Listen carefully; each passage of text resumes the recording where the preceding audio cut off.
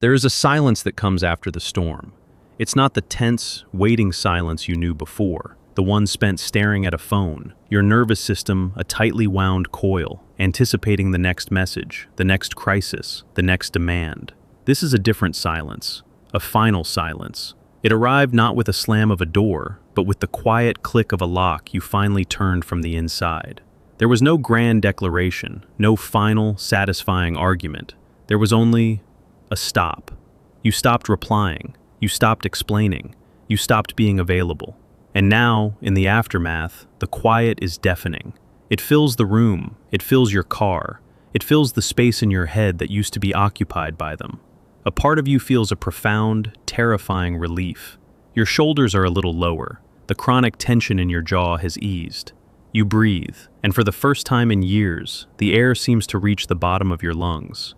But another part of you is in a state of shock. A wave of guilt, so powerful it feels like a physical sickness, washes over you. A voice whispers, "You were cruel. You abandoned them. You are the cold one, the selfish one, the problem." You see their face in your mind, confused, hurt. You imagine them needing you, reaching out, and finding only a wall. The empathy that has been your compass for your entire life is now screaming that you have gone against your very nature. You have spent a lifetime being the good one, the understanding one, the patient one, the one who absorbs the moods, manages the chaos, and keeps the peace at the expense of your own. Your identity was built on the foundation of your ability to feel for others, to rescue, to heal. And now, by choosing silence, you have torched that identity. Who are you, if not the one who helps? Who are you, if not the one who stays? This moment, this terrifying, liberating, guilt-ridden silence, is not the end of the story. It is the most important beginning you have ever faced. It feels like a breakdown, but it is, in fact, a breakthrough. This is not just about setting a boundary. This is the moment your soul has demanded a chance to become whole. But this is only the surface of what is happening. The deeper truth is far more profound and uncomfortable. The silence you have created is not empty. It is an active, alchemical space. It is a crucible, and in it, something is being forged, and something is being burned away. The person you were in that dynamic was not all of you. It was a role, a carefully constructed mask. In the language of Carl Jung, this is the persona. For the empath caught in a manipulative pattern, the persona is often that of the infinite giver, the selfless healer, or the unconditional lover. It is a beautiful mask, one that society praises. It feels virtuous. It feels like love. But a persona, no matter how noble, that is not integrated with the whole of your psyche, becomes a prison. You poured so much of your life energy into maintaining this mask that you began to believe it was your true face. You were the one who could handle it. You were the one who understood their pain. You were the one who could love them enough to fix them. This persona was not just for them, it was for you. It protected you from a deeper fear, the fear of your own needs, your own anger, your own selfishness. As long as you were busy saving them, you never had to face the parts of yourself that you had been taught were unacceptable. The narcissistic pattern is drawn to this persona like a moth to a flame, not because you are weak, but because your persona is a perfect mirror for their own needs. You reflect back to them an infinite source of validation, attention, and emotional regulation. The dynamic becomes a closed loop. Their need pulls on your persona, and your persona's need to give and fix is endlessly gratified. It is a perfect, destructive symbiosis. And the final silence is the act that shatters this loop. When you stop responding, you are not just withholding your attention from them. You are, for the first time, refusing to wear the mask. You are letting the persona of the good person fall to the floor. And what is left when the mask is gone? Raw, unfiltered reality. Your own. This is why the guilt is so intense. The guilt is not an accurate measure of your wrongdoing. The guilt is the persona's death rattle. It is the scream of the old identity as it realizes it is being abandoned. The entire system you built around being good and needed is now collapsing, and the ego, which identified with that system, is panicking. It tells you that without this role, you are nothing. You are bad. You are unlovable. This is the critical juncture. Most people, unable to bear this feeling, rush to put the mask back on. They send the text, they make the call, they apologize for the boundary they so desperately needed. They choose the familiar pain of the dynamic over the terrifying freedom of the unknown. But you are still here, in the silence. And that means a deeper part of you knows this is different. Your body knows. The relief in your nervous system, however fleeting, is the truth. It is the whisper of your authentic self, thanking you for finally creating a space for it to breathe. What you are experiencing is not just a breakup or a no-contact rule. From a Jungian perspective, this is the forced beginning of your individuation process. Individuation is the journey of becoming who you truly are, a whole, distinct individual, separate from the collective expectations and the roles you have been playing. It is the process by which the center of your personality shifts from the ego and its persona to the self, the true, organizing core of your entire psyche. For many people, this process happens gradually over a lifetime. But for those who have been deeply enmeshed in a codependent or narcissistic dynamic, the psyche is often forced into a crisis. The relationship becomes so consuming that it devours your individuality. Your thoughts, emotions, and even your daily schedule are dictated by the other person. You cease to exist as a separate entity. The final silence is a radical act of separation. It is you drawing a line in the sand of your own soul and declaring, "Here, I begin." This is not a boundary against another person. It is the creation of a boundary for yourself. It is the demarcation of sacred ground, where your own thoughts, feelings, and needs are allowed to exist without apology. Think of it like a door. For years, the door to your inner world has been wide open. Anyone could walk in, track mud on the floor, rearrange the furniture, and take what they wanted. You were taught that being a good host meant having no door at all. Your final silence is you walking over, quietly closing that door, and turning the lock. At first, the silence inside this newly closed room is terrifying. You are alone with everything you have been avoiding, all the exhaustion you numbed, all the resentment you swallowed, all the tiny ways you betrayed yourself, day after day. This is the shadow. Carl Jung described the shadow as the unknown or dark side of the personality. It contains all the parts of ourselves that we have repressed and hidden, both the negative and the positive. For the empathic persona, the shadow is not necessarily monstrous. It contains your healthy aggression, your righteous anger, your ability to say no, your legitimate self-interest, your desire for reciprocity, your untamed creativity, your right to exist just for yourself. You were taught that these things were selfish or bad, so you push them into the darkness of your unconscious. But the shadow does not disappear. It accumulates energy. And in the context of a narcissistic dynamic, your shadow is what festers as resentment, chronic fatigue, mysterious illnesses, and a growing sense of emptiness. It is the part of you that has been screaming, unheard. When you close the door, you are finally in the room with your own shadow. This is the work. The temptation is to judge it, to fear it, to try and banish it again. But the path of individuation requires that you turn and face it. You must listen to the anger. What is it telling you? It is telling you where your boundaries were violated. It is a roadmap of your own self-abandonment. You must acknowledge the resentment. It is not proof that you are a bitter person. It is proof that you gave far more than was ever returned. It is a testament to your depleted emotional bank account. You must feel the deep, deep weariness. It is the body's honest record of carrying the weight of two people. This process is not about blaming the other person. Blame keeps you tethered to them, locked in a cycle of righteous indignation.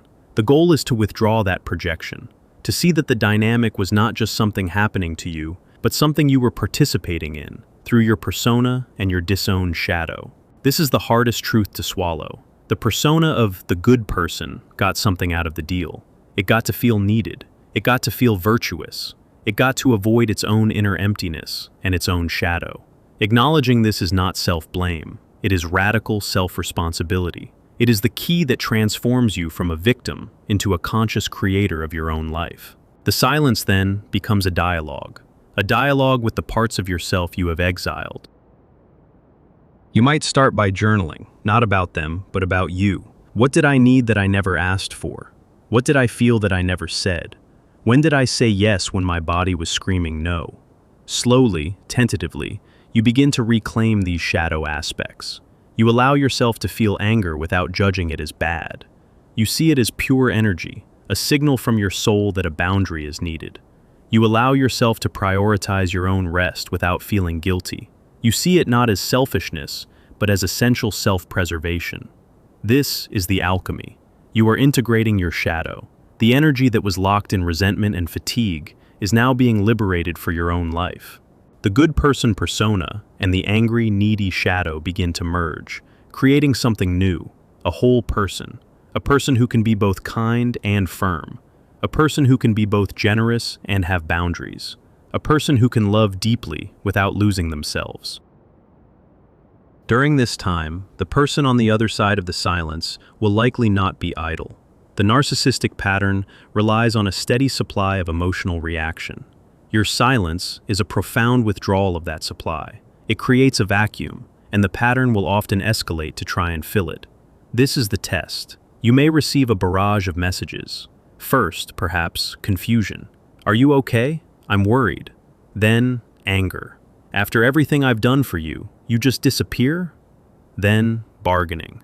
I miss you. I know I made mistakes. I can change. Then, perhaps, a return to love bombing, or attempts to triangulate you with others, telling them how cruelly you have behaved. Each of these is a hook, designed to pull on the old persona. The "I'm worried" message pulls on your rescuer complex. The anger pulls on your fear of conflict and your need to be seen as good. The promises pull on your hope that the person you first met was real.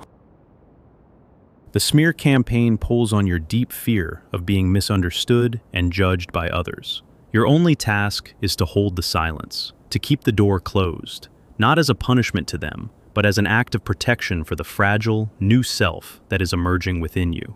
Every time you resist the urge to respond, you are strengthening the muscle of your own sovereignty. You are teaching your nervous system, cell by cell, that you can survive without their approval. You can survive their disapproval. This is where the image of the closed door becomes so important. Imagine yourself inside your own room. The messages, the calls, the imagined drama. It's all happening outside the door. You can hear it, perhaps. You can feel the vibrations, but it is not in the room with you. Inside the room, you are attending to yourself. You are cleaning up the mess that was left. You are deciding where you want the furniture to go. You are, for the first time, making the space your own. The individuation process is not linear.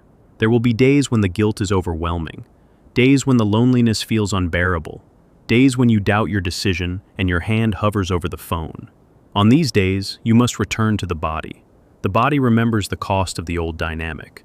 Remember the exhaustion. Remember the anxiety. Remember the feeling of shrinking yourself to make room for them. Your body is your anchor to the truth. As you continue to hold this space, something remarkable begins to happen. The silence starts to change its quality. The deafening roar of absence softens into a gentle hum of presence, your own presence. You start to hear your own thoughts again, unclouded by the need to anticipate someone else's reaction. You start to feel your own feelings, pure and simple, without the filter of, how will this affect them? You might notice small things, the taste of your morning coffee, the feeling of sunlight on your skin, the sound of a bird outside your window. These are signs that you are returning to your senses, returning to the present moment, returning to your own life. This is the self beginning to emerge. The self is your true center, the totality of your being, conscious and unconscious. It was there all along, but it was buried beneath the persona and the chaos of the dynamic. The silence and the shadow work have cleared the ground, allowing the self to finally be felt. The feeling of the self is not a loud, egoic declaration of, I am amazing. It is a quiet, solid, unshakable sense of, I am. It is a feeling of being at home in your own skin. It is the peace that comes from no longer being at war with yourself. From this place, the boundary, the final silence, is no longer a source of guilt. You see it for what it was, the most profound act of self-love you had ever committed. It was not an act of cruelty towards another. It was an act of fierce compassion for yourself. It was the moment you chose your own soul over a role. If this journey of turning silence into sovereignty names something you have never been able to say out loud, consider writing a single sentence for yourself in a private journal. A sentence that captures the shift from what was to what is now beginning. As you become more anchored in yourself, you will begin to see the old dynamic with new eyes. You will feel a kind of impersonal sadness for the person caught in the narcissistic pattern, seeing them not as a monster, but as someone trapped in their own prison, unable to access their own self. But this sadness will not compel you to go back and rescue them. You will understand that their journey is their own, and your role as their savior is over. To re-enter that dynamic would not be an act of kindness. It would be an act of mutual destruction. You will also feel a deep compassion for the person you used to be. The one who tried so hard, who gave so much, who endured for so long. You will see her not as foolish or weak, but as someone who was doing the best she could with the tools she had. You will want to go back and hold her, to thank her for her endurance, and to tell her that she finally gets to rest. The final silence of the empath changes everything, because it is the event that forces a psychic reorganization. It collapses the persona, demands an encounter with the shadow, and clears the way for the self to emerge. It is the end of a life spent in service to a dynamic, and the beginning of a life lived from your own center. The door you closed is not a wall to keep the world out forever. It is the door to your own inner temple. You had to close it to consecrate the ground, to cleanse the space, to learn its sacred geography. In time, you may choose to open it again, but you will be the one who decides who to invite in. You will be the gatekeeper of your own peace. You will know the difference between a guest who respects the space and a vandal who seeks to pillage it. The silence is no longer an absence of them. It has become the presence of you. You are not cold, you are clear. You are not selfish, you are self-possessed. You have not abandoned them. You have finally, after a lifetime of waiting, come home to yourself. The journey is not over, but the most difficult step, the first one, into the silence, has been taken, and it has made all the difference. My silence is not a weapon. It is the sound of me coming home to myself. But this difference is not just a mental realization. It is written in the language of the body, a language you are only now beginning to relearn. For years, your body was not a home. It was a fortress under siege. It held the tension of unshed tears, the acid of swallowed words, the exhaustion of constant hypervigilance. The chronic tightness in your shoulders, the knot in your stomach, the headaches that came from nowhere. These were not random symptoms. They were somatic archives, the body's faithful record of every boundary crossed, every need ignored. In the initial phase of the silence, this somatic record can begin to play back in strange and powerful ways. You might feel a profound, bone-deep fatigue, as if your body is finally demanding payment for years of running on adrenaline. You might experience waves of physical sensation, a sudden tremor in your hands, a flutter in your chest, a deep ache in your hips, as stored trauma begins to move and release. This is the body's thaw. The nervous system, so long locked in a state of freeze or fawn, is slowly, tentatively coming back online. It is learning, moment by moment, that the threat has passed. There is often a phantom limb effect. You might feel their presence in a room, or reflexively check your phone for a message that you know will not come. Your body, conditioned to orient itself around their moods and needs, is still searching for its North Star. This can feel like madness, a haunting, but it is simply memory, stored not in your mind, but in your muscles and nerves. The work here is not to fight it, but to gently and repeatedly bring yourself back to the physical reality of the present. Feel the chair beneath you. Feel the warmth of the tea mug in your hands. Notice the air moving in and out of your lungs. Each time you do this, you are rewriting that somatic memory. You are teaching your body, here. We are here now. We are safe. As this process unfolds, you will begin to notice other, more subtle inner signs of this great shift. Your intuition, which you once mistook for empathy for the other person, begins to speak in its true voice. Before, your gut feelings were almost always about them, a sudden anxiety that meant they were upset, a sense of dread that meant they were about to create chaos. It was an outward-facing radar, constantly scanning the horizon for danger. Now, your intuition begins to turn inward. It becomes a compass for you. You might be about to agree to a social engagement and feel a quiet but firm no from deep within your solar plexus. You might be considering a new project, and feel a surge of expansive, joyful energy that has nothing to do with anyone else's approval. You are learning the difference between the anxiety of hypervigilance and the quiet, clear guidance of your own soul. Along with this, pieces of your old, pre-dynamic self will begin to resurface, like artifacts unearthed after a flood. A song you used to love but stopped listening to because they didn't like it. A desire to paint or write or hike, hobbies dismissed as silly or a waste of time. You might find yourself wandering into a library or a craft store, pulled by a faint, almost forgotten curiosity. These are not trivial impulses. These are soul retrievals. Each time you follow one of these threads, you are reclaiming a piece of your own energy, your own life force, that was exiled in order to maintain the persona of the giver. Pay attention to your dreams. In the midst of the dynamic, your dreams were likely filled with themes of being trapped, chased, lost, or having your voice stolen. As you integrate your shadow and anchor into yourself, the dreamscape will begin to change. You might dream of finding new rooms in your house, of discovering a key, of your voice returning, clear and strong. These are symbolic dispatches from your unconscious, confirming that the inner work of integration is taking hold. Then comes a test that is far more subtle and significant than the initial hoovering attempts. It may be months, or even a year or two later. You feel more solid, more yourself than you have in a long time. The silence is no longer a strain. It is your natural state of peace. And then, you meet someone new. It could be a new friend, a colleague, or a potential romantic partner. On the surface, they are charming, engaging, and intensely interested in you. They praise your kindness, your depth, your unique way of seeing the world. It feels wonderful. It feels familiar. A faint alarm bell, a whisper of déjà vu, may sound in the back of your mind, but the validation is so intoxicating that you are tempted to ignore it. They begin to subtly hint at their own problems, their own deep wounds. They position you as the only one who truly understands. The old persona, the healer, stirs within you. The urge to help, to fix, to prove your goodness rises like a ghost. This is the late practical test. It is not the universe being cruel. It is the universe asking, have you truly learned? The old you would have dived in head first. The old you would have accepted the role of savior, thrilled to be so needed, so special. But the new you, the one forged in the silence, does something different.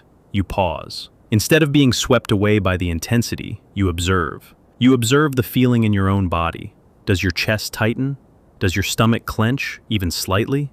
You recognize this feeling now. It is the somatic signature of encroachment. It is the feeling of an energetic hook being cast. You listen to their words, but you also listen to what is between their words. You notice the way they subtly position themselves as a victim. You notice the way the conversation always circles back to their needs. You notice the faint pressure to respond in a certain way, to provide a certain kind of emotional support. And then, you make a different choice. You do not confront them. You do not accuse them. You do not create a drama. You simply hold your center. You might say, that sounds really difficult. I hope you find the support you need. You offer compassion, but you do not offer yourself as the solution. You might set a small, clear boundary. I'm not able to talk right now, but I can catch up next week. You say it calmly, without guilt, without apology. The reaction to this small, quiet boundary will tell you everything you need to know. A healthy person will respect it. The manipulative pattern will not. They might push, or pout, or express disappointment, or subtly try to make you feel guilty. And in that moment, seeing their reaction, you feel not anger, but a quiet, profound clarity. You see the pattern for what it is, and you feel a deep, abiding gratitude for the silence that taught you how to recognize it. You walk away, not with a bang, but with a quiet click of a door closing, a door you now know you are allowed to have. Passing this test doesn't feel like a victory in a battle. It feels like peace. It is the confirmation that the individuation process has moved from an internal concept to an embodied, practical reality. This is the true legacy of the final silence. It was never about building a permanent fortress to keep the world out. It was about creating a sacred, internal space where you could finally build a home within yourself. It was an act of extreme disconnection that paradoxically becomes the foundation for all future, healthy connection. As you move forward, your relationships begin to change. You find yourself drawn to people who have their own center, who are not looking for someone to complete them or save them. Your friendships become based on mutual reciprocity, not on a one-way flow of energy. If you choose to enter a romantic partnership again, it will be one built on interdependence, not codependence. You will know how to love someone deeply while holding on to the anchor of your own self. The silence that once felt like a punishment, an absence, a void, has transformed. It has become your sanctuary, your source of wisdom, your wellspring of strength. It is no longer empty. It is filled with the quiet, steady music of your own soul. You learn that you did not have to shout to be heard. You learn that the most powerful statement you could ever make was to say nothing at all. And in that quiet, choose yourself. You did not lose your voice. You just found the one that was truly your own.